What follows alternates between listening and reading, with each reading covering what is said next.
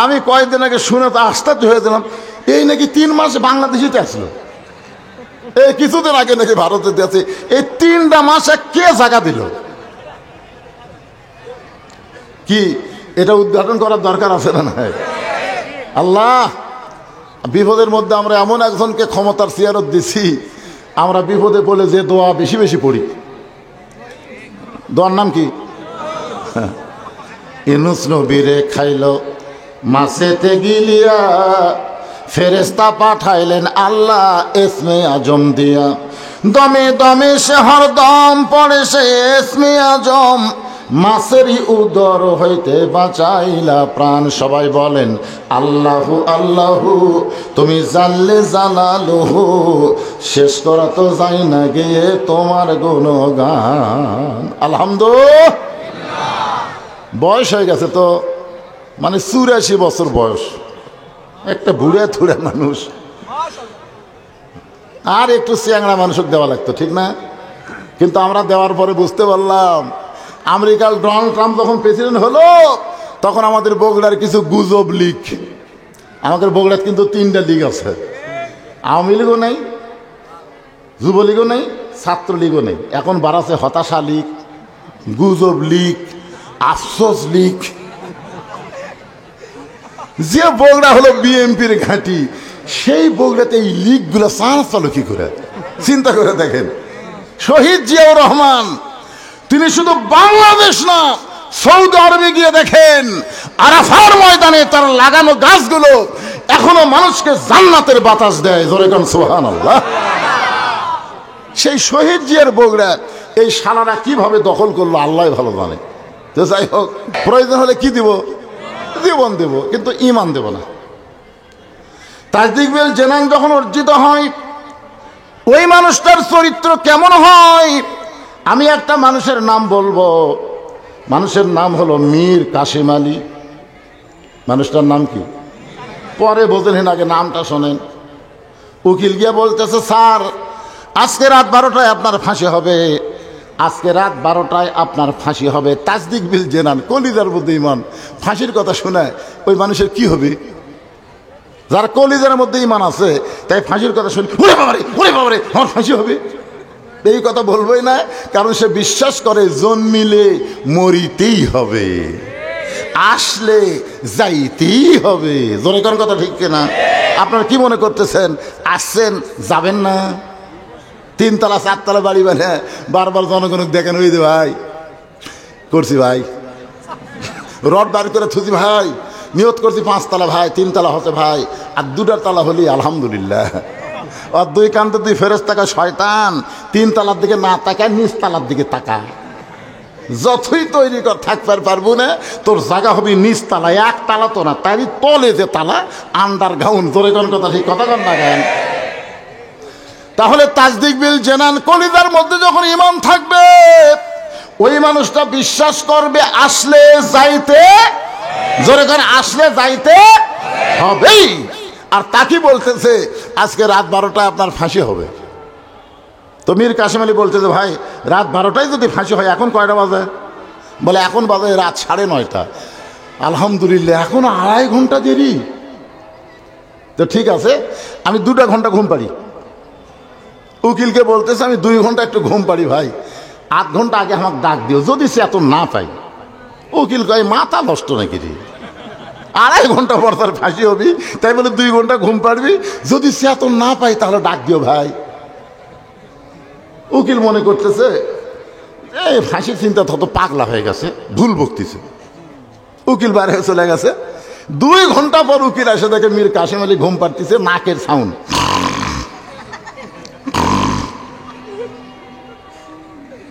মায়ের কাছে খাড়া হয়ে কাঁদতেছে, আল্লাহ ই মানুষ,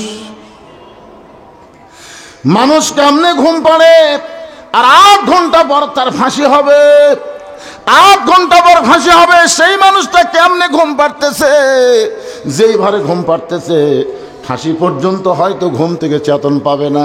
একটু ডাক দেই, উকিল পায়ের আঙ্গুল নাড়ায়। মীর কাসেম আলী ঘুম থেকে চেতন পায়, বলতেছে ভাই রাত কি 12টা বাজে?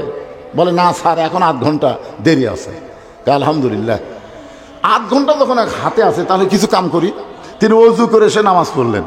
নামাজ পড়ার পরে একটা ভালো পাঞ্জাবি তার ছিল ওখানে, কন্ডম ছেলে, সে পাঞ্জাবিটা গায়ে দিয়ে বলতেছে আমাকে কেমন লাগতেছে দেখো তো, চুলগুলো ঠিক মতো হাসা নাচে নাকি, তারপর আয়না দিয়ে চুলগুলো হাসতেছে। উকিল কই কি রে, ই কি শ্বশুর বাড়ি যাচ্ছে নাকি? বলে আপনার ফাঁসি হবে, আপনার ফাঁসি হবে। আর এমন করে জামা পরে মাথার চুল আসলান, আপনি কি জানেন না আপনার ফাঁসি হবে? মীর কাসিম আলী মুচকি মুচকি হাসার বলে উকিল তুমি কেন কাঁদতেছো? আমি ঘুমের মধ্যে স্বপ্নে দেখলাম আল্লাহ তাআলা আমার জন্য 8টা জান্নাতের দরজা খুলে রেখেছে। আমার জন্য আল্লাহ 8টা জান্নাতের দরজা খুলে রেখেছে। লিল্লাহি তাকবীর ওয়ালা তাকুলু লিমান ইউকতালু ফি সাবিলিল্লাহি আমওয়াতুন বাল আহইয়াউ ওয়ালাকিন লা তাশউরুন।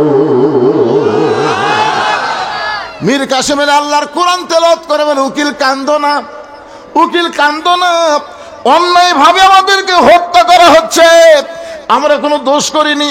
বাংলাদেশের গরিবের জন্য ইবনে সিনা হাসপাতাল বানাইছি, মানুষের জন্য সুদ ভিত্তিক ব্যাংকে কবর দিয়া ইসলামী ব্যাংক তৈরি করেছি। এরকম ভালো ভালো কাজ করার কারণে ভারত হাসিনাকে এমনভাবে বুঝাইলো, যার কারণে আমাকে অন্যায়ভাবে ফাঁসি দেওয়া হচ্ছে। উকিল তুমি কান্দো না, ফাঁসি রশি আমার গলার মালা হয়ে যাবে, আল্লাহ তাআলা আমাকে অমরত্ব দান করবে। আল্লাহ বলেছেন অন্যায়ভাবে যাদের হত্যা করা হয় তাদেরকে তোমরা মৃত্যু বলো না, আমি আল্লাহ বলতেছি তারা জীবিত। তাসদিক বিল জেনান যখন কলিজার মধ্যে জায়গা নিবে, ওই মানুষটা মৃত্যুকে কোনো পরোয়া করবে না, কারণ মৃত্যুর চাইতে তার ঈমানের গুরুত্ব অনেক বেড়ে যাবে। আমল বিল আরকান, আমল বিল আরকান, ঈমানের শেষ পর্যায়ে হচ্ছে ঈমান অনুযায়ী আমাদেরকে আমল করা লাগবে। এই যে চারিদিকে আজান দিচ্ছে না ভাইজান, আজকে এশার নামাজ যদি একটু দেরিতে হয় সমস্যা আছে না? যে টাইমে আজান আপনার পড়েন তার থেকে 1 ঘন্টা পরে পড়েন না, বলা লাগবে তো, আবার কবি অনেকে বলবে ফতুয়া তালাশ করবে। এশার নামাজ রাসূল দেরিতে পড়াটাই পছন্দ করতেন, কিন্তু আমাদের কষ্ট হবে দেখে এই জন্যে শোনেন, এশার নামাজ যত দেরি করে পড়বেন তত সওয়াব আল্লাহ বেশি দেবে। না যখনই হোক আজকে 1 ঘন্টা পরে হবে, সমস্যা আছে না? যে কথা বলতেছে একটু মনোযোগ দেন। আমল বিল আরকান, আমল বিল আরকান, ঈমান অনুযায়ী আমল করা লাগবে। এখন আপনাদের কাছে আমার প্রশ্ন হলো, কোন আমল না করলে ঈমান থাকে না? কেউ যদি রোজা না থাকে তাকে বেঈমান বলা যাবে? কথা বলেন আপনারা, বেঈমান বলা যাবে? রোজা না থাকলে তাকে বেঈমান বলা যাবে না, হজ না করলে তাকে বেঈমান বলা যাবে না, যাকাত না দিলে তাকে গুনাহগার বলা যাবে, কিন্তু বেঈমান বলা যাবে না। কিন্তু একটা আমল না করলে সঙ্গে সঙ্গে সে বেঈমান হয়, সে আমলটা হলো লা সালাতা লা ঈমানা, যার নামাজ নাই তার ঈমান। সবাই জোরে বলা লাগবে। এ কথা কি আমার না রাসূলের? তো নবীর কথার সাথে কি আপনারা একমত না দ্বিমত? আচ্ছা নামাজ না পড়লেন না, কিন্তু তাই বলে নবীর কথার সাথে একমত হবেন না? লা সালাতা লা ঈমান, যার নামাজ নাই তার কোনো ঈমান নাই। ঈমানকে রক্ষা করতে গেলে 1 নম্বর আমলের নাম হলো নামাজ। জোরে বলেন নাম কি? কোরআন শরীফ গোটা খুলে দেখেন, গোটা কোরআন শরীফের মধ্যে নামাজ পড়ার কথা আল্লাহ একবারও বলেনি। নবীর হাদিসের মধ্যে নামাজ পড়ার কথা নবী একবারও বলে নাই। যতবার নামাজের কথা বলা হয়েছে শুরুর থেকে দেখেন, কোরআনের শুরু দেখেন, এই শুরুর থেকে কমপক্ষে 82 বার আল্লাহ বলেছেন। কতবার? শুরুর আগে শোনেন, জালিকাল কিতাবু লা রাইবা ফীহি হুদাল লিল মুত্তাকিন আল্লাযীনা ইউমিনুনা বিল গায়বি ওয়া ইউকিমুনাস সালাহ। কি বুঝলেন? এখানে নামাজ পড়ার কথা আছে না কায়েমের কথা? এখন আপনারা বলেন নামাজ পড়ার কায়েমের মধ্যে তফাৎ কি? আল্লাহর নবী নবুয়তের 10ম বছরে 5 ওয়াক্ত নামাজ পাইছে। এরপরে নবী কিন্তু 3 বছর মক্কায় ছিলেন। নামাজ পাওয়ার পরেও নবী 3 বছর মক্কা ছিলেন। কয় বছর? 3 বছর মক্কায় ছিলেন। এই 3 বছরের মধ্যে নবী নামাজ পড়েছেন, কিন্তু নামাজ কায়েম করতে পারেন নাই। নবী এক সময় আল্লাহকে বললেন, আল্লাহ আপনি সব সময় নামাজ কায়েমের কথা বলতেছেন, কিন্তু আমরা তো নামাজ কায়েম করতে পারতেছি না। এই নামাজ না কায়েম করার পিছনে কারণ কি আল্লাহ আপনার কাছে একটু জানতে চাই। আল্লাহ বলেন, হাবিব আপনি নিজের দিকটা চিন্তা করেন তো, মক্কায় যে পজিশনে আপনি আছেন এই পজিশনটা কেমন? রাসূল বললেন, আমার পজিশন হলো আমি একজন ইমাম। আমি একজন ইমাম। আল্লাহ বললেন, আপনি শুধু ইমামের দায়িত্ব নিয়ে আছেন, কিন্তু নেতার দায়িত্ব আপনার নাই। নেতা হলো আবু জেহেল, আর আপনি হলেন ইমাম। যতদিন আপনার মতন ভালো মানুষ ইমাম থাকবে আর আবু জেহেলের মতন খারাপ মানুষ নেতা থাকবে, ততদিন আপনি নামাজ কায়েম করতে পারবেন না। নামাজ কায়েম করতে গেলে শুধু ভালো ইমাম হলে হবে না, ভালো নেতাও হওয়া লাগবে। সেই মসজিদকে কেন্দ্র করে আজকের এই জান্নাতের বাগান লাগছে। এখন আপনাদের কাছে আমার প্রশ্ন হলো, এই নামাজটা নবী পাইছিলেন নবুয়তের 10 বছর বয়সে। ধরে তখন কয় বছর? মনে ভুলে গেলে তো আমার মনে ভুললে হবে না। 10 বছর পাইছে। তারপরে 3 বছর নবী মক্কা ছিলেন। গোপনে গোপনে নামাজ পড়েছেন, কিন্তু নামাজ কায়েম করতে পারেন নাই। আজান দিবার পারেন নাই, জামাত করে পড়তে পারেন নাই। গোপনে গোপনে নামাজ পড়েছেন, কিন্তু প্রকাশ্যে নামাজ পড়তে পারেন নাই। নবী বলেন, আল্লাহ আপনি যত জায়গায় নামাজের কথা বলেছেন, প্রত্যেক জায়গায় বলেছেন আকিমুস সালাত, নামাজ কায়েম করো, কিন্তু আমরা যেইভাবে করতেছি এইটা তো নামাজ কায়েম হচ্ছে না। এইটা হলো নামাজ পড়া বাংলাদেশের মতন। কোন দেশের মতন? নামাজ পড়া বাপ পড়ে, বেটা পড়ে না, দাদা পড়ে, লাঠি পড়ে না। যখন হয় চামড়া ঢিল, আল্লাহর সাথে দেয় মিল। জুয়ান বয়সে নামাজ পড়ে নাই, বুড়া বয়সে সিয়াল্লা মসজিদ গেছে, আছে না নাই?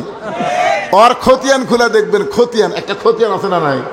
খতিয়ান খুলে দেখবেন, ওই সারা জুয়ান বয়সে অন্যায় অপকর্ম করছে, বুড়া বয়সে শয়তানক বলতেছে, কেরে পাগলা তুই যে বুড়া হলো, তোর চামড়া ঢিল হলো, যারা নামাজ পড়তেছে এরকে নামাজ নষ্ট করা লাগবে না। সিয়ার নিয়ে যারা মসজিদে যায়, এরা কিন্তু নামাজে না, এরা শয়তানের এক ভাই। শয়তানের এক ভাই। কারণ মসজিদে নামাজ পড়ার জন্য না, মসজিদ হলো জামাত করার জন্য। জোরে কোন কথা ঠিক না? আর জামাত করবার গেলে কাতার সোজা করা লাগবে। কাতার সোজা না করে কেউ নামাজ পড়লে সওয়াব পাবেন, কিন্তু জামাতের 27 গুণ সওয়াব পাবেন না। 27 গুণ সওয়াব পাবার গেলে পায়ের গোড়ালির সঙ্গে গোড়ালি মিল করে কাতার সোজা করে দাঁড়াতে হবে। এখন যেই বেটা সিয়ারি লেগেছে, ওই যেই কাতারত আছে, ওই কাতারের লোকেরা নামাজের সওয়াব পাবে, কিন্তু জামাতের সওয়াব পাবে না। এগুলো সব লেখা তো ও আজকে যখন করবেন করে কত টাকা লাগবে, টাকা আদায় করে দেবেন, অসুবিধা নেই। সৌদি প্রবাসী শিবুর স্বামী 10,000 টাকা দান করছে। আল্লাহ দানকে কবুল করে। আল্লাহ আপনার কবার চাচ্ছে মসজিদ হবি না, একবারে 3 তালা হবি। দেখেন এনে আগে নামাজের জিনিসটা শোনেন না কেন? এখন চিন্তা করে দেখেন, যেই কাতারে চেয়ার আছে সেই কাতারের লোকের নামাজ হবে, কিন্তু জামাতের সওয়াব কথা কয় না একেবারে, জামাতের সওয়াব। কারণ জামাত করতে গেলে পায়ের গোড়ালির সঙ্গে গোড়ালি মিল করে দাঁড়াতে হবে, কিন্তু যেই বেটা চেয়ারে বসছে ওর পায়ের গোড়ালি গুটি। এই জন্য আপনাকে দুইজন সুস্থ মানুষ ওর চেয়ার ধরবেন, ওই তো উঠবার চাবি না, আপনার 2 জন চেয়ার ধরে বলবেন, ভাই তোর জন্যে আমরা সব কমতি নেবো না, বড় কষ্ট করে জামাত পড়বে আসছি, তুই পিছনে তো শান করে রাখলে 2 নম্বর কাতারে থাকবেন। 2 নম্বর কাতার লোক এর জন্য তো আমাকে সব কমবি। ও কাবার ধরে 3 নম্বর কাতারে, 3 নম্বর কাতারে, না না না না, এই তো আমাকে কাতার থাকলে হবে না। শেষ পর্যন্ত দেখা যাবে সিয়ার পার্টি বারান্দাত গেছে। ধরে কার কথা ঠিক না? হ্যাঁ, খোঁজলা দেখেন, যেই শ্যালো মিশিং চালু করে না, বছর অন্তর চালু করে, ওরা চালু করবার গেলে ঠেলা আছে না নাই? হয় না, কারণ বল বিয়ারিং সব জাম মারছে। যে বল বিয়ারিং জাম মারলে চালু হবে? ওই সারা জীবন নামাজ না পড়ার কারণে ওর হাঁটুর বিয়ারিং, কোমরের বিয়ারিং সব জাম মারছে, এখন রুকু সেটা করবার পারে না, সিয়ারিলে নামাজ পড়ে। আর কোনো ব্যক্তি যদি যৌবনকালে নামাজ পড়ে, বুড়া বয়সে যদি চেয়ারি নামাজ পড়া লাগে, লা ইউকাল্লিফুল্লাহু নাফসান ইল্লা উসাহা, আল্লাহ কোরআনে বলেছেন, বাংলাদেশে সরকারি চাকরি যারা করে, বুড়া বয়সে চাকরি করবার না পারলে সরকার যেমন তাকে পেনশনে বেতন দেয়, যৌবন বয়সে যারা নামাজ ধরেছে, বুড়া বয়সে যদি ঠিক মতো জামাত পড়বার না পারে, যেখানেই তারা নামাজ পড়বে আল্লাহ পেনশনের সওয়াব তার আমল নামায় দিয়ে দিবে। হজ, যাকাত, রোজা এইগুলা কিন্তু বয়সের কথা বলা হয়নি, বুঝছেন? সামর্থ্য আসলে হজ করবেন, রোজা থাকবার পারলে রোজা করবেন, যাকাত সম্পদ বেশি হলে শতকরা 2.5 টাকা যাকাত দেবেন। কিন্তু নামাজের ব্যাপারে কোনো ছাড় নাই। 6 বছর থেকে তালিম দাও, 10 বছর থেকে জোর করে নামাজ ধরাও। জোরে কোন কথা ঠিক কিনা? তাহলে নামাজের বয়স কয় বছর থেকে? 10 বছর। জোরে বলেন কয় বছর? 10 বছর থেকে 60 বছর, 50 বছর কেউ যদি জামাতে নামাজ পড়ে, বুড়া বয়সে যদি আর মসজিদে জামাত পড়বার না পারে, আল্লাহ তুমি যেখানেই পড়ো তাকে পুরাপুরি সওয়াব দিয়ে দিবে। এখন আসেন যেটা বলতেছিলাম, নামাজ কায়েম করবার গেলে আল্লাহ নবীর মতন ইমাম আবু জেহেলের মতন নেতা থাকলে হবে না। যিনি ইমাম তিনি নেতা হওয়া লাগবে। এমন একজন নেতা হওয়া লাগবে যেই নেতা কোনোদিন যদি মসজিদে ইমাম না আসে, প্রয়োজন হলে তাকে ইমামতি করা লাগবে। যদি একদিন ইমাম সাহেব আসেনি, নেতা সাহেব, চেয়ারম্যান সাহেব মসজিদে বসে আছে, তোর মুসল্লি বলবে, চেয়ারম্যান সাহেব আজকে আপনি খুতবা দেন। কতক লোক বলতেছে চেয়ারম্যানের দাঁড়িয়ে নাই, কি খুতবা দিবি রে? আপনারা জানেন নেতা কাক কয়? আল্লাহর কোরআন দিয়ে যখন রাষ্ট্র চলবে, নেতা হযরত ওমর মসজিদের মেম্বারে দাঁড়িয়ে খুতবা দিচ্ছেন। বাংলাদেশের মতন 96টা দেশের খলিফা হযরত ওমর মসজিদের মেম্বারে দাঁড়ায় খুতবা দিচ্ছেন। সুবহানাল্লাহ বলেন। কি সুন্দর খুতবা! মাঝখান থেকে একজন দাঁড়ায় গেছে, ইয়া আমিরুল মুমিনিন, আপনার খুতবা শুনবো না। ওমর ফারুক বলেন, আমার অপরাধ কি?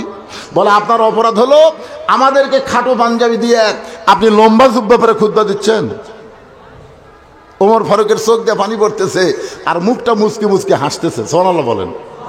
মুচকি মুচকি হাসার কারণ হলো, জনগণ যখন নেতাকে লোকমা দিবার পারবে, তখন নেতা ইচ্ছা মতো চলতে পারবে না, আল্লাহর হুকুম মোতাবেক চলা লাগবে। জোরে কোন কথা ঠিক কি না? আর এই লোকমা শুরু হবে মসজিদের ভিতর থেকে। আপনারা বলেন তো, 4 রাকাত নামাজ আসরের যদি ইমাম সাহেব title pass, double title pass, দাওরা পাস, সেই ইমাম যদি 3 রাকাত বসে,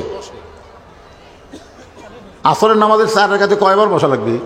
2 বার। 2 রাকাতে একবার, 4 রাকাতে একবার। কিন্তু ইমাম সাহেব 3 রাকাতে বসে গেছে। একটা মুসল্লিরও খেয়াল নাই, মনে করতেছি ইমাম এত দামি ইমাম, ঠিকই পড়াচ্ছে, কিন্তু অটো ভ্যানালা ওই আবার নামাজের খেয়াল আছে। ওই কেরে 2 রাকাতে বসলো, আবার 3 রাকাতে আল্লাহু আকবার। ইমাম মনে মনে কয়, তুই তো ভ্যান তো লেখাস, তুই যতই লোক মাতে 41 সালের আগে এমন উঠবো না। এই মনে করে যদি ইমাম বসা থাকে, আপনার বলেন তো মসজিদের মুসল্লি কার পক্ষে যাবে? ইমামের পক্ষে না ভ্যানালার পক্ষে? কেন?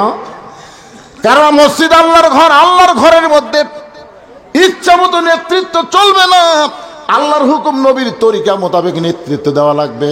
ওমর ফারুক খুশি হওয়ার কারণ হলো, ওদের জুব্বা খাটো, পাঞ্জাবি খাটো, আমার লম্বা দেখে ওরা খুদ্া লোকমা দিয়েছে।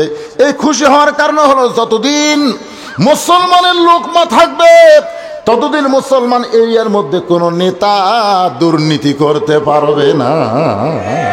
পারবে? পারবে না।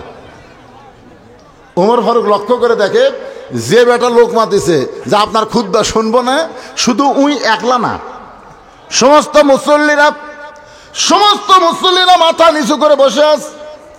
এমন সময় আব্দুল্লাহ ইবনে ওমর ফারুকের সন্তান বাবার পাশে দাঁড়ায় বলতেছে, রে নবীর সাহাবীরা, তোমরা খাটো পাঞ্জাবি হলেও নতুন পোশাক পরে আজকে নামাজ পড়তে আইছো, আমার পরনে তাকায় দেখো, আমার পরনে কিন্তু নতুন কাপড় নাই।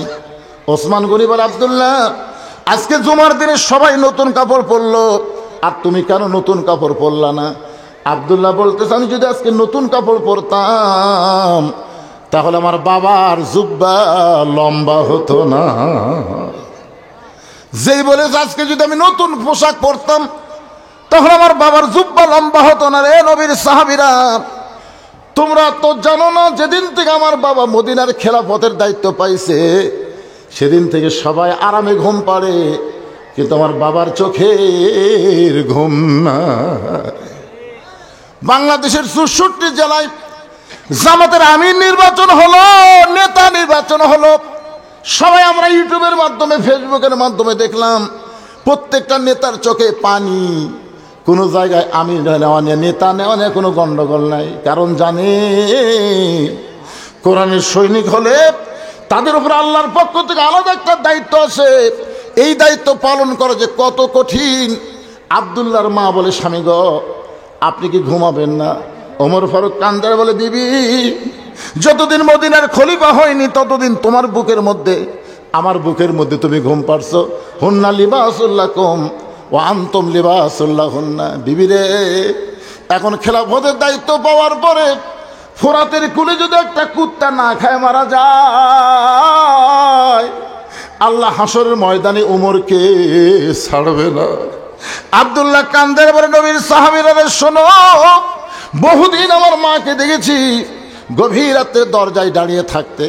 আমি বললাম, মা আপনি দরজায় দাঁড়িয়ে আছেন, আপনি কি ঘুমাবেন না? আমার মা কান্দের বলে, বেটারে তোর বাবা উমর যেদিন থেকে মদিনার খলিফা হয়েছে সেদিন থেকে রাত্রিবেলা ঘুমায় না, সারা রাত মানুষের কে কেমন আছে দেখার জন্য চোরের মতন ঘুরে বেড়ায়। রে নবীর সাহাবীরা শোনো, আমি যখন আব্দুল্লাহ ঘুমিয়ে গেছে, আমার বাবা আমার দরজায় গিয়ে ডাকতেছে, আব্দুল্লাহ আব্দুল্লাহ বলে। আমি দরজা খুলে তাকায় দেখি বাবার হাতে একটা পাঞ্জাবি। আমি খুশি হয়ে বললাম, বাবা বাইতুল মাল থেকে আমার একটা পাঞ্জাবি দিল, আপনি গভীর রাত্রে আর একটা দিবার আইছেন। সঙ্গে সঙ্গে ওমর ফারুক আল্লাহর কোরআন থেকে তেলাওয়াত করলেন, ইন্নাল্লাহা ইয়ামুরুকুম আন তুআদ্দুল আমানাতি ইলা আহলিহা ওয়া ইযা হাকামতুম বাইনান নাস আন তাহকুমু বিল আদল। আব্দুল্লাহ তুই কি মনে করছিস বাজান, তুই একটা পাঞ্জাবি পাইছিস, আমি তোকে আর একটা দিবার আইছি? না রে আব্দুল্লাহ, না, এই পাঞ্জাবিটা আমার ভাগে পড়েছে। তুই বল, আমি একটা ইমাম মানুষ, এত খাটো পাঞ্জাবি গায়ে দিয়ে যদি খুতবা দেই তাহলে কেমন দেখায়? আব্দুল্লাহ বলে, বাবা তাহলে আমি কি করব? ওমর ফারুক বললেন, তোর পাঞ্জাবিটা আমাকে একটু দান করে দে, তোর পাঞ্জাবিটা আমাকে একটু দান করে দেবে, কারণ তুই তো আর ইমাম না, আমি হলাম ইমাম। আব্দুল্লাহ বলে, গভীর রাত্রে আমার জামাটুকু আমার বাবাকে দান করে দিলাম। বাবা তার জামা আমার জামা একত্র করে লম্বা জুব্বা বানায় বাবা খুতবা দেয়। এখন বলো আমার বাবার খুতবা শোনা যায় কি না যায়? সমস্ত সাহাবীরা চিল্লায় বলে, আল্লাহর কোরআন দিয়ে যখন রাষ্ট্র চলবে, আল্লাহর কোরআন দিয়ে যখন রাষ্ট্র চলবে, এমন ভালো মানুষকে নেতা হিসাবে মুসলমানেরা দেখতে পাবে। মানুষের তৈরি আইন দিয়া বাংলাদেশ চললে ভালো নেতা দেখা যাবে না। ডক্টর কামালের সংবিধান দিয়ে বাংলাদেশ চললে ভালো নেতা দেখা যাবে না। ভালো নেতা যদি আগামীতে দেখতে চায়, আল্লাহর কোরআনের কোনো বিকল্প রাস্তা না। আল কোরআনের আলো সংসদে জালো, সব জায়গায় জালো, খালি ঘরে ঘরে তো হবে না, সব জায়গায়। কোরআন কি খালি ঘর? ঢাকা ওয়াসা কোম্পানি একটা টাঙ্কি বানাচ্ছে, টাঙ্কির ধারণ ক্ষমতা হলো 2 কোটি লিটার, 6-7টা ডিপটবল দিয়ে অনবরত পানি তুলতেছে। ওই টাঙ্কি থেকে পাইপের মাধ্যমে ঢাকার প্রত্যেকটা বাসায় পানি সাপ্লাই হয়। বাসার লোকেরা ওই টাঙ্কির পানি পান করে, টাঙ্কির পানি ট্যাপের মাধ্যমে গোসল করে, পান করে, যখন যা ইচ্ছে করে উজু করে। কিন্তু এ ভারতের দোসর, ভারতের 5-8টা গোলামেরা আছে না নাই আমাদের বাংলাদেশে? দেখবেন দেখবেন এরা মাঝে মধ্যে আফসোস করে বলে, আগেই ভালো ছিলাম। আপনার বলেন তো, আগে এই মাহফিল যদি আপনার করতে চাইতেন, বলছুক আনবার পারতেন? আনবার গেলে পাও ফাটা নেতার থেকে শুরু করে তেল তেলা নেতা পর্যন্ত দেওয়া লাগতো। সব নেতা যখন একেবারে অনুমতি দিল, তখন থানার থেকে বলতেছে চলবে না। কেন চলবে না? বুঝিস তো ডাকাত বক্তা। আমি বল ডাকাত বক্তা, আমার একটা ওয়াজ বার আছে, সেদিনটা পুলিশ আমার উপর খেপা। সে ওয়াজ হচ্ছে, চোরও যা পুলিশও তাই, চোর চুরি করে আর পুলিশ চাঁদা খায়। বাংলাদেশে কোনো বক্তা বলেনি রে এই মাল কথা, এই মাল, চোরও যা পুলিশও তাই, চোর চুরি করে পুলিশ কথা কয় না কেন? চোর পুলিশ ঘুরতে ঘুরতি কে কছে? হ্যাঁ, সেই থেকে থানা আমাকে দেখবার পারে না ভাই। আমাকে একবার বগুড়া জেলার এসপি উনি এখন অবসরপ্রাপ্ত, বাধ্যতামূলকভাবে সরকার তাকে অবসর দিচ্ছে। নাম হলো মোজাম্মেল হক। নাম শুনছেন? বগুড়া 120 ছিল। আমার বাড়ির থেকে ধরে নিয়ে আসলো। আমার বাড়িতে ধরে নিয়ে এসে বলতেছে আপনাকে ক্রস ফায়ার দেওয়ার হুকুম হয়ে গেছে। Cross fire. এসপি আমাকে বলতেছে সন্ত্রাসের মতন ভাষা যে আপনার ক্রস ফায়ার দেওয়া হবে। আপনি কেমনে বলেন? দুই নেতা কোলাকুলি করলে পেট থেকে বুক থেকে না, মানে নেতার পেটে 10 মাসের বাচ্চা আছে, এ কথা আপনি কেমনি কন? মানে প্রত্যেকটা নেতারা মন খারাপ, পুলিশ মন খারাপ, শেখ হাসিনা ফকুরনি, খালেদা জিয়া ফকুরনি, এরা সবাই মন খারাপ। ধরে কোন কথা ঠিক কি? হায় হায় হায় রে। এগুলো বলার পিছনে কারণ হলো, একটু মনোযোগ দেবেন। ওই ওয়াসা কোম্পানির ট্যাঙ্কি থেকে পানি প্রত্যেকটা বাসায় সাপ্লাই হয় পাইপের মাধ্যমে, কিন্তু দেশীয় শত্রু আর ভারতের দালাল আছে না নাই? এরা গভীর রাতে ট্যাঙ্কির ছাপনা খুলে ওই ট্যাঙ্কির ভিতরে একটা মরা মোষ ঢুকে দিচ্ছে। একটা মরা মোষ ঢুকে দিছে, ঢুকাতে আবার ছাপনি লাগা দিছে। এই মোষটা আস্তে আস্তে ফুলে উঠতেছে, পচতেছে, পচে গোলা গোলা গোলা গোলা প্রত্যেকটা বাসাত ওই পানিগুলো চলে যাচ্ছে। মরা মোষের সাথে পানির যদি একটা ধাক্কা খায় তাহলে পানি পাক থাকে না নাপাক হয়? এখন এই পানিগুলো বাসার যাচ্ছে, বাসার লোকেরা গিলাসের মধ্যে পানি নিয়ে কোরআন শরীফ পড়তেছে, ওয়াসাকাহুম রাব্বুহুম শারাবান তাহুরা। আপনি যতই কোরআন পড়ে পানি পান করেন, পানি পাক হবে না যতক্ষণ পর্যন্ত ট্যাঙ্কি পবিত্র না হবে। ধরে কোন কথা ঠিক কিনা? এই ট্যাঙ্কির নাম হলো সংসদ। আগামী ইলেকশনে আমরা 300টা ভালো মানুষ ওই সংসদ পাঠাবো, যারা কোরআন শরীফ বুকেলে সাইদি হুজুরের মতন আদালতে যায়। সাইদি হুজুর যতবার আদালতে গেছে কোরআন শরীফ আছে না নাই? ধরে কেন আছে না নাই? এইরকম 300 ভালো মানুষকে আমরা সংসদে পাঠাবার চাই। কোনো চোর, বাটপার, দুর্নীতিবাজ, এই মমতাজের মতন পাগলি, মাহিয়া মাহির মতন জোকার, ফেরদৌসের মতন নায়ক, এই শালারা যেন সামনে চান্স না পায়। ধরে কোন কথা বলেন না কেন?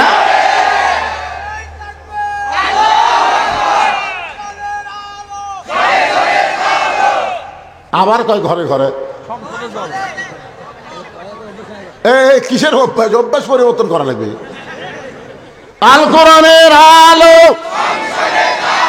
কোরআন হাদিস যেখানে, দুনিয়ার মুসলমান লিল্লাহে তাকবীর। আল্লাহ তাআলা বললেন, হাবিব আপনি শুধু ইমাম থাকলে হবে না, আপনাকে নেতা হওয়া লাগবে। যতক্ষণ পর্যন্ত আপনি নেতা না হবেন ততক্ষণ পর্যন্ত নামাজ কায়েম হবে না। তখন রাসূল বলল, আবু জেহেলের যে বিশাল গ্রুপ, আমি টুপিওয়ালা দাড়িওয়ালা, আমার যে কয়টা সাহাবী, এরা তো সব দুর্বল। 1 সন্ধ্যা ভাত পাই, 3 সন্ধ্যা পাই না। এই নেতার বিরুদ্ধে আমরা কেমনে লাগবো? আল্লাহ বলতেছে, যে পরিবেশ মক্কার চলতেছে এই পরিবেশে আপনাকে আবু জেহেলের সাথে টক্কর দিবেন আমি বলতেছি না। তো রাসূল কয় তাহলে কোথায় যাব? বলে দরকার হলে মক্কা পরিবর্তন করে আপনাকে মদিনায় যাওয়া লাগবে। আল্লাহ রাসূল মদিনায় হিজরত করলেন। সুবহানাল্লাহ বলেন। আরে মাত্র 8 বছর নবী মদিনায় কি করলেন, যার কারণে 10,000 সাহাবী নিয়ে মক্কা বিজয় হয়ে গেল। ধরে কেন সুবহানাল্লাহ। আবু জেহেল আছে, মক্কায় শেষ। তার আগে যে কথাটা আমি বলবো, নবী মদিনায় হিজরত করার পরে সর্বপ্রথম আল্লাহ নবী যে কাজটা করলেন, সে কাজটা হলো নবী নিজের হাতে একটা মসজিদ নির্মাণ করলেন, যে মসজিদের নাম হলো মসজিদে কুবা। ধরে কার নাম কি? যারা হজ করছেন, এখানে হাজী সাহেব যারা আছেন, বাবা তো হজ করছেন, এখানে হাজী সাহেব যারা আছে তারা জানে যে মসজিদে কুবার মধ্যে কেউ যদি 2 রাকাত নামাজ পড়ে, আল্লাহ খুশি হয়ে তাকে একটা ওমরা হজের সওয়াব দিয়ে দেয়। এই মসজিদে কুবা নবী হিজরত করার পরে কেমনে নির্মাণ করলেন শোনেন। আল্লাহ রাসূল জায়গার মধ্যে দাঁড়িয়ে বলেন, এত সুন্দর জায়গা, যেখানে দাঁড়াইলেই মনে হয় জান্নাতের বাতাস আসতেছে, এই জায়গাটা কার? মদিনার একজন আনসার বললেন, ইয়া রাসূলুল্লাহ এই জায়গা হলো 1-2টা ইতিমের জায়গা। কিছুদিন আগে এদের বাবা মারা গেছে, আর বাবা মৃত্যুবরণের পর এই 2টা ইতিম সন্তান এই জায়গার মালিক হয়েছে। আল্লাহ রাসূল বললেন, ওই 2টা ইতিম বাচ্চাকে আমার কাছে ডাকছাও। 2টা ইতিম বাচ্চা যখন নবীর কাছে আসলেন, নবীর চেহারা দিয়ে ফেল ফেল করে তাকায় আছে। 400 রজো গ্রহ তারা তারি নূরের ইশারা, নইলে যে অন্ধকারে ডুবিত এই ধরনী। সবাই বলেন নবী মোর পরশমণি, নবী মোর সোনার খনি, নবী নাম ভাবে যেজন সেই তো দোজা হানের ধনী। দুটো এতিম বাচ্চা নবীর চেহারার দিকে তাকায় নজর ফিরাবার পারে না। সঙ্গে সঙ্গে নবী দুইটা এতিমকে বুকের মধ্যে নিয়ে বললেন, বাবা তোমরা আমার চেহারার দিকে কি তাকায় তাকায় দেখো। বলে মানুষ এমন সুন্দর হয় জীবনের প্রথম দেখলাম। আর আপনি যখন আমাদের দুইজনকে বুকের মধ্যে টাইনা চাইপা ধরলেন, এত দরদ যে কোনো মানুষের বুকে থাকে এইটা জীবনে প্রথম আমরা অনুভব করলাম। রাসূল চোখের পানি বের করে বলে, বেটা রে তোরা যেমন এতিম আমিও তেমন এতিম।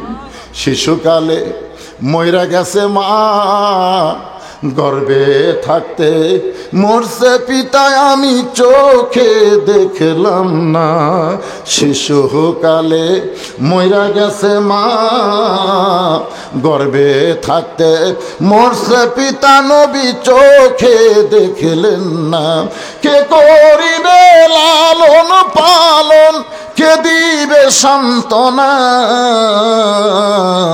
এই দুনিয়ার বড় এতিম নবী ছিলাম একজনা। বাজান এত সুন্দর জায়গার তোমরা মালিক হইছো, এত সুন্দর জায়গা তোমরা দেখাশোনা করতেছো।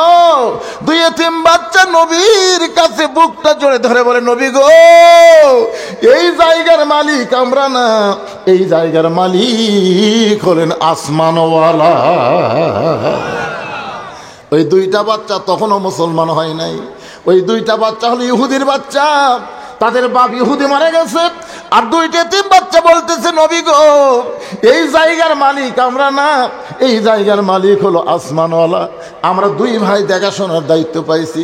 রাসূল বলে, জায়গাটা আমার বড় পছন্দ হয়েছে বাজান, এই জায়গায় আমি আল্লাহর ঘর মসজিদ বানাবার চাই। এর বিনিময়ে তোমরা কি চাও বলো, বিনিময় কি চাও? দুইটা এতিম বাচ্চা বলতেছে, নবী গো বিনিময় যদি দিবার চান তাহলে আমরা শুনেছি আল্লাহ তাআলা মুসলমানের জন্য নাকি জান্নাত তৈরি করে রেখেছেন। সঙ্গে সঙ্গে নবী দুইটা এতিম বাচ্চাকে বললেন, এই জায়গাটা যদি আল্লাহর ঘরের জন্য দিয়ে দাও, দুনিয়াতে কোনো বিনিময় না নিলেও আল্লাহ তোমাদেরকে জান্নাতে ঘর দিয়া দিবে। সর্বপ্রথম মসজিদ নির্মাণ হলো মসজিদে কুবা। সাহাবারা বললেন, ইয়া রাসূলুল্লাহ এই মসজিদ নির্মাণের কারণ কি? রাসূল বললেন, আমরা সব দল ভাঙ্গা এক দল হব। সব দল ভাঙ্গা কয় দল? আপনাদের এই মসজিদে আওয়ামী লীগের মধ্যে যারা নামাজ পড়বে, বিএনপির মধ্যে যারা নামাজ পড়বে, জামাত ইসলাম তাবলিগ পীর মুরিদি যারা নামাজ পড়বে, মুয়াজ্জিন যখন আজান দেবে, আপনার বলেন তো এক এক দল কি এক এক মসজিদের জন্য যাবে, না সব দল এক মসজিদে যাবে? এই মসজিদ বানানোর কারণ হলো সব দল ভাঙ্গে আমাদেরকে এক দল হওয়া লাগবে। মসজিদের মধ্যে যখন ঢুকবেন তখন আপনি আওয়ামী লীগ থাকবেন না, বিএনপি থাকবেন না, জামাত থাকবেন না, পীর মুরিদি থাকবেন না। সব ভাই কাতারবদ্ধ হয়ে কালোর কাছে ফর্সা, ফর্সার কাছে কালো, উঁচার কাছে নিচু, নিচুর কাছে উঁচা, ধনীর কাছে গরিব, গরিবের কাছে ধনী, এমনকি এসপির কাছে চকিদার পর্যন্ত দাঁড়িয়ে যাবে। ধরে কান ঠিক কিনা? নেতার কাছে তার সামচা দাঁড়াবে। বলা হয়েছে পায়ের গোড়ালির সঙ্গে গোড়ালি মিল করবা, কাতারবদ্ধ হয়ে নামাজ পড়বা। সবাই যখন দাঁড়াইছে, আওয়ামী লীগ দাঁড়াইছে, বিএনপি দাঁড়াইছে, জাতীয় পার্টি সবাই কাতারবদ্ধ হয়ে দাঁড়ায় গেছে। এক কাতারের মধ্যে দুই কাতার, তিন কাতার হয়েছে। এমন সময় ইমামতি কে করবি? হুজুর, একটা হুজুর নাই। একজন বলতেছে, হুজুর না থাকলে কি হবে? ইসলামী দলের একজন আছে। কোন দল? কথা কন না কেন? কোন দল? কয় নম্বর কাতারত? কয় 4 নম্বরত। আমি বুঝানোর জন্য বলতেছি, এখন আপনারা বলেন তো, ইসলামী দলের যে লোকটা 4 নম্বর কাতারে আছে, সে যদি নামাজ পড়াবার পরে তাকে আপনার 4 নম্বরে রাখবেন না সামনে দিবেন? সামনে না 4 নম্বরে? তার মানে বোঝা গেল এলেম যারা আছে, কোরআন যারা আছে, আল্লাহর সঙ্গে যার সম্পর্ক আছে, সেই মানুষটাকে আর কাতারের মধ্যে রাখবেন না, তাকে আপনারা সামনে দিবেন। এখন যদি আগামীতে বাংলাদেশ আপনারা চালাবার চান, তাহলে বাংলাদেশ চালাইতে গিয়ে কাকে আপনারা সামনে দিবেন চিন্তা ভাবনা করার দরকার আছে না নাই? মসজিদের মধ্যে যদি জামাতপন্থী একটা লোক ইমাম হয়, আপনি নিয়ত করার সময় কি বলেন? ইক্তেদায়িত বিহাদাল ইমাম কন না রাজাকার কন? এ কথা কন না কেন? ইমাম কন, তার মানে বোঝা গেল মসজিদের মধ্যে আপনারা ইমাম মানবেন, সমাজের মধ্যে নেতা মানবেন না। এইটা কিন্তু নামাজের শিক্ষা না। নামাজের শিক্ষা হলো মসজিদের নেতাও যিনি, সমাজের নেতাও হবেন তিনি। ধরে কন ঠিক কিনা? এইটাই কিন্তু নামাজের গুরুত্ব ভাইজান। এই নামাজ কিন্তু সব মানুষকে এক কাতারের মধ্যে নিয়ে আসে। এই কারণে নামাজ কায়েমের কথা বলা হয়েছে। নামাজ পড়লে মানুষ মুনাফিক হবে। জামাতবদ্ধ একা একা যদি কেউ নামাজ পড়ে, সেই ব্যক্তি মুনাফিক হবে। একটা মুনাফিকের সিমটম আপনাদের কাছে বলতেছি। বহুদিন বউকে বউ বলেছে, ভিক্ষা যদি করবার চান বাদশাহ শাহজাহানের কাছে যান। বাদশাহ শাহজাহানের কাছে গিয়ে কান্দা কান্দা করবেন, এমন ভিক্ষা দিবে আর কোনোদিন ভিক্ষা করা লাগবে না। এখন বইয়ের বুদ্ধি শুনে ফকির চলে গেছে বাদশাহ শাহজাহানের রাজ দরবারে। একজন মন্ত্রীকে বলতেছে, বাদশাহ কোথায়?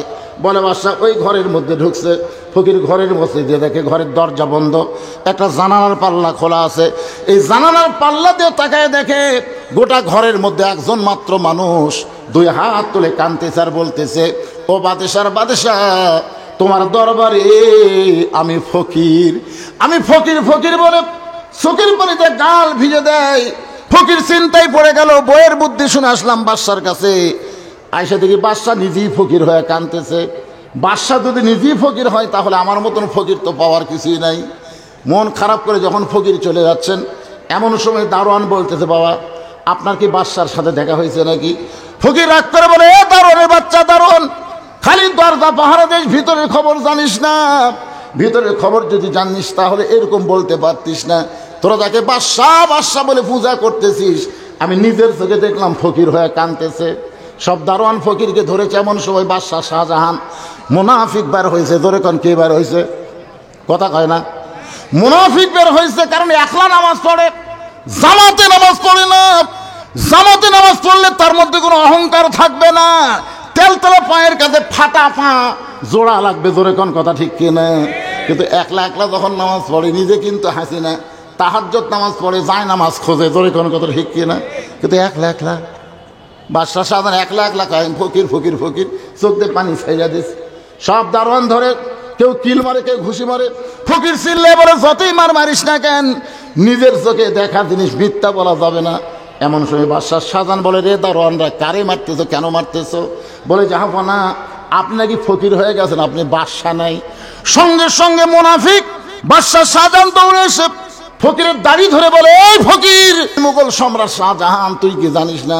ফকির বলে, এটাই তো জানতাম, কিন্তু ঘরের জানলার কাছে গিয়ে কি দেখলাম, আপনার মতোই একজন মানুষ দুই হাত তুলে বলতেছে, ও বাদশার বাদশাহ, তোমার দরবারে আমি ফকির। সঙ্গে সঙ্গে বাদশাহ শাহজাহান নিজের গালে নিজের চর দিয়ে বলে, আমি মুনাফিক। আমি আল্লাহর ঘরে যতক্ষণ ফকির সাজি ততক্ষণ, আর আল্লাহর ঘর থেকে বের হলেই আমি বাদশাহ হয়ে যাই। আল্লাহর ঘরে ফকির হবে, নিজের ঘরে বাদশাহ হবে। এরা মুসলমান না, এরা হলো মুনাফিক। জোরে বলেন ঠিক কিনা? বলতেছে আমি মুনাফিক, আল্লাহর ঘরে যতক্ষণ ফকির সাজি, ফকির হই না, সাজি। কি মসজিদে যখন যাবেন তখন এক রূপ, মসজিদ থেকে বার হবেন আর এক রূপ। এটা হলো চলবে না। নামাজের মাধ্যমে, জামাতের মাধ্যমে আল্লাহ প্রত্যেকটা মুসলমানকে ভাই বানায় দিবে। ধরে কোন কথা ঠিক কিনা? আপনি দুপুরের আগে ভাত খাচ্ছেন, খায় জনাজ পড়ার গেছেন, ভাই খালি ঢেকুস মারতেছেন, পেট উঁচা হয়ে আছে, 4 তরকারিটা ভাত খাচ্ছেন। আপনার পাশে একজন কাতার সোজা করতেছে, ওই আজকে 2 দিন হল আর বাড়িতে খাওয়াই নাই। আপনি কি খালি গোড়ালি ঠিক করলে হবে না ভুঁড়িও ঠিক করা লাগবে? এই জন্য আল্লাহ রাসূল বলেছেন, নামাজের সালাম ফেরানোর পরেই তোমার ভাইটার তুমি হাত ধরবা। ভাইজান, তোর বাড়ি কোথায় ভাই? আজকে তোমার খবর কি, হাল হাকিকত জানবা? জামাতে নামাজ পড়া মানে না সালাম ফেরালি যার মনে তাই দৌড় না। প্রত্যেকটা মুসলমান, কুল্লু মুসলিমুন ইখওয়া, প্রত্যেকটা মুসলমান ভাই। এই পরিচয় জামাতের মাধ্যমে দেওয়া লাগবে। জোরের কথা ঠিক না? আপনারা বলেন তো, যারা খালি নামাজের জামাত করে তাদের কথা ভিন্ন, যারা জামাত ইসলাম করে, বাংলাদেশের যে কোনো এক জায়গায় যদি কোনো ভাই বিপদে পড়ে আর এক ভাই দৌড়ে গিয়ে তাকে সাহায্য করে, জোরে কোন কথা ঠিক কিনা? খালি নামাজের জামাত করলে হবে না, ইসলামেরও জামাত করা লাগবে, ইসলামেরও দল করা লাগবে। আমার বুঝতে পারতেছেন? এখন তার অ্যাঙ্গেলে মার লাগবে না, ডাইরেক্ট মারতেছে, অসুবিধা কি? একটু মনোযোগ দিয়ে শুনবেন। আল্লাহর বান্দারা যে আয়াতে কারিমা তেলাওয়াত করেছি, আস্তাইনু বিস-সাবরি ওয়াস-সালাহ ইন্নাল্লাহা মা'আস-সাবিরিন। যদি আমরা আল্লাহর কাছে কিছু পাওয়ার চাই তাহলে ধৈর্য আর নামাজের ভিতর দিয়ে চাই। এটা বললেন কেন? কারণ আমরা সব জায়গায় ধৈর্য, একটা জায়গায় আমাদের ধৈর্য কম, সে জায়গা হলো মসজিদ। যেরকম ঠিক কিনা? আপনারা বলেন তো কোন জায়গায় যে আপনার বেশি ঘড়ি দেখেন? সবাই বলতেছেন না। যদি মসজিদে একটা দেওয়াল ঘড়ি থাকে আর আপনার হাত ঘড়ি থাকে, আপনি কমপক্ষে 3 বার দেখতেন।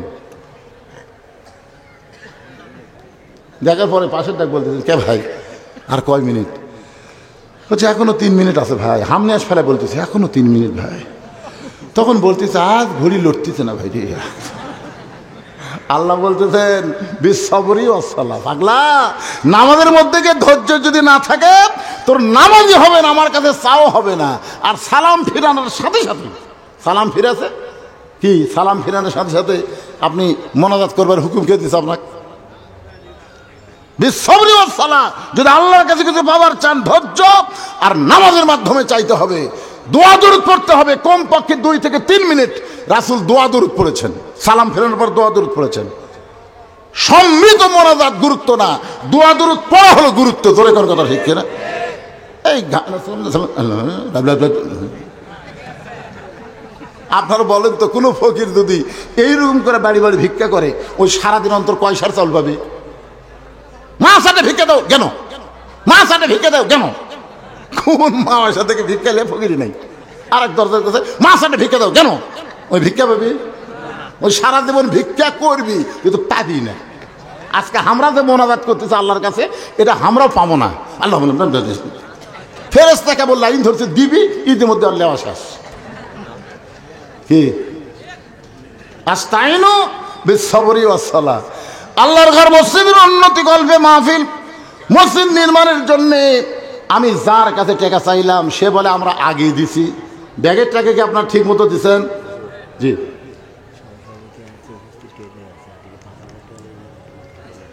সহসভাপতি আতাউর রহমান উনি আসছেন? কোথায় আতাউর রহমান ভাই? কোথায় কখন আসছেন? আচ্ছা আচ্ছা, একটু কোন ভাই, আপনি আল্লাহর ঘর মসজিদের জন্য যা পারবেন, জোর জবরদস্তি করা যাবে না। জোর জবরদস্তি করলে চাঁদা হবি, কিছুদিন পর মসজিদের কলম ফাট ধরবি, দরকার নেই। দান হচ্ছে অন্তর থেকে যার যতটুকু, ঠিক কিনা বলেন? দান। আর যখনই বলবেন এত দেওয়া লাগবে তখন চাঁদা। মসজিদের জন্য আমরা দান চাবো, চাঁদা চাবো না, ঠিক কিনা বলেন? তো সহসভাপতি সাহেব ইচ্ছা মতো কতটুকু পারবেন। আর সোহেল ভাই উনি আগে দিতেন 5,000 টাকা, আজকে নতুন করে কত দিবেন ভাই? সোহেল ভাইকে আজকে 5,000 দিচ্ছে, মাশাআল্লাহ 5,000 টাকা দান করছে আল্লাহ। সোহেল ভাইয়ের দান